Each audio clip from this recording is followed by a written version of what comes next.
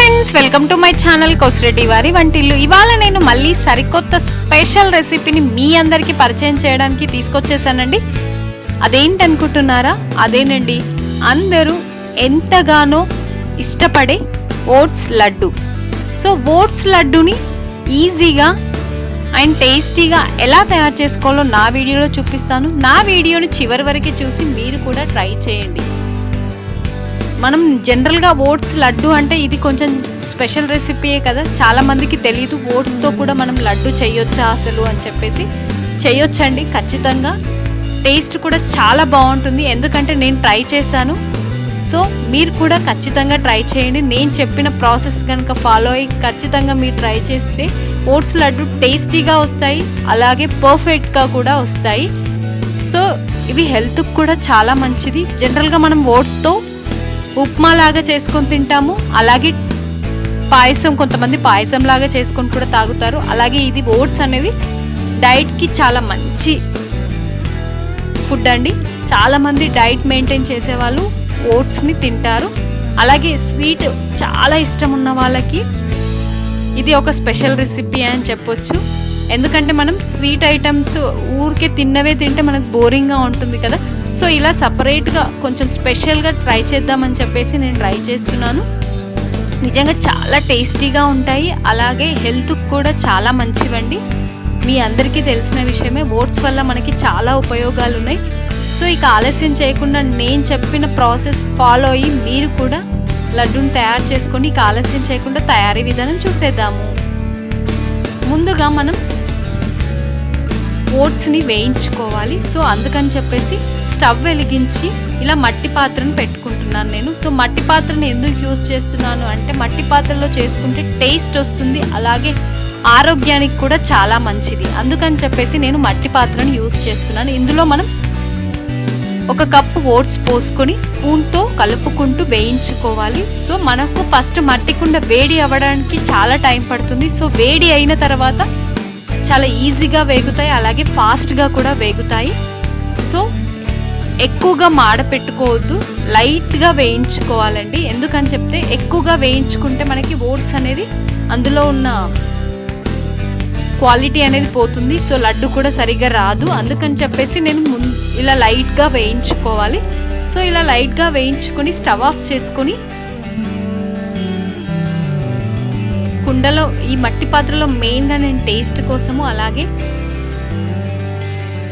వేయించుకుంటున్నాను. ఇప్పుడు ఒక mixie jar తీసుకొని ముందుగా వేయించుకున్న ఓట్స్ని ఇందులో వేసుకోవాలి మొత్తం.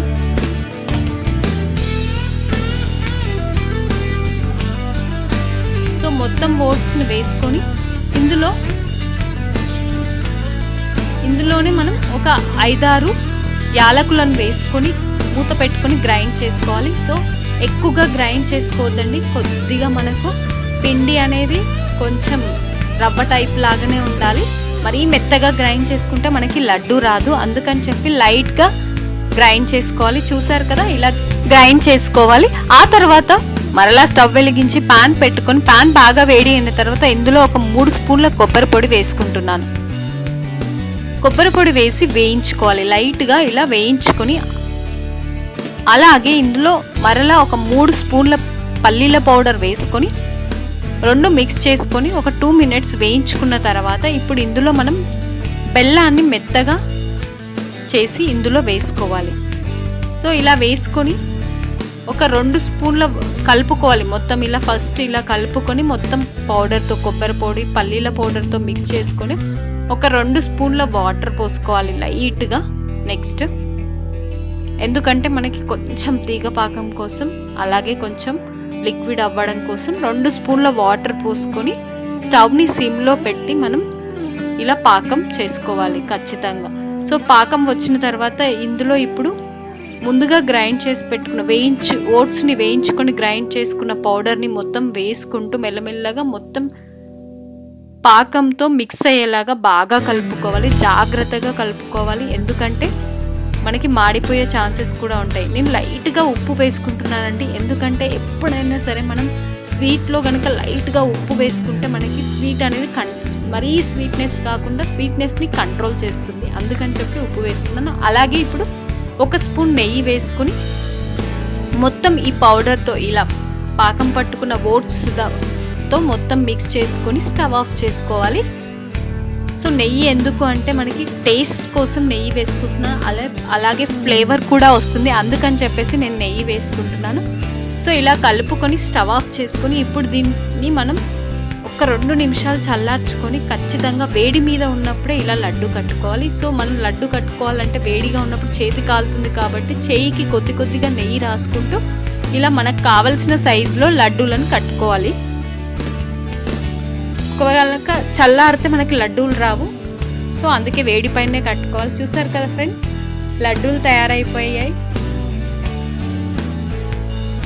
సో ఓట్స్ లడ్డు తయారీ విధానం చూసేసారు కదా, ఈజీగా అండ్ టేస్టీగా ఎలా తయారు చేసుకోవాలో. సో మీరు కూడా ఖచ్చితంగా నేను చెప్పిన ప్రాసెస్ ఫాలో అయ్యి తయారు చేసుకోండి. నిజంగా చాలా టేస్టీగా ఉన్నాయండి.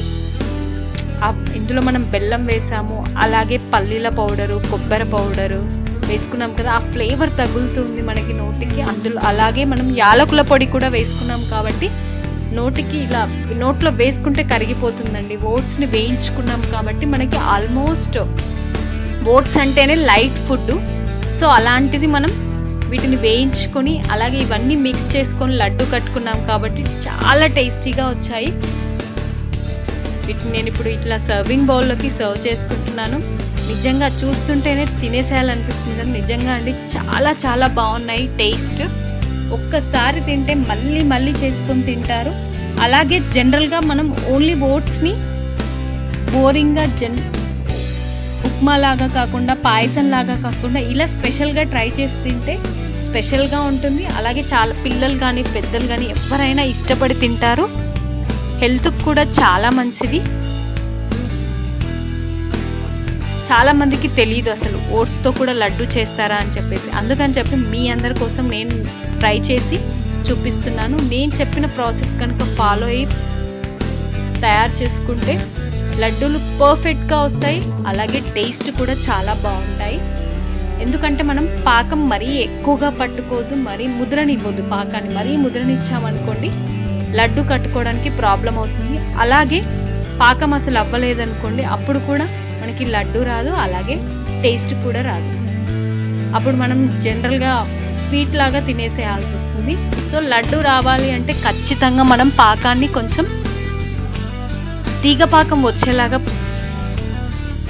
పాకాన్ని చేసుకొని అందులో ఈ ఓట్స్ని వేసుకోవాలి. ఓట్స్ని కూడా మరీ మెత్తగా గ్రైండ్ చేసుకోవద్దండి, కొంచెం రవ్వలాగా ఉంటేనే మనకి లడ్డు కట్టుకోవడానికి ఈజీగా ఉంటుంది.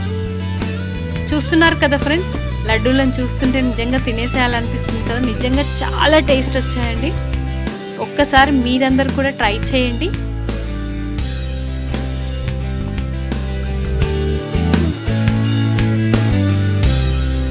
సో హెల్త్కి కూడా చాలా మంచిది, ఎందుకంటే మనం బెల్లం వేసుకున్నాం కదా ఇందులో. సో బెల్లం మనకు ఐరన్ వస్తుంది, అలాగే లేడీస్కి చాలా ఇంపార్టెంట్ కదా ఐరన్ అనేది.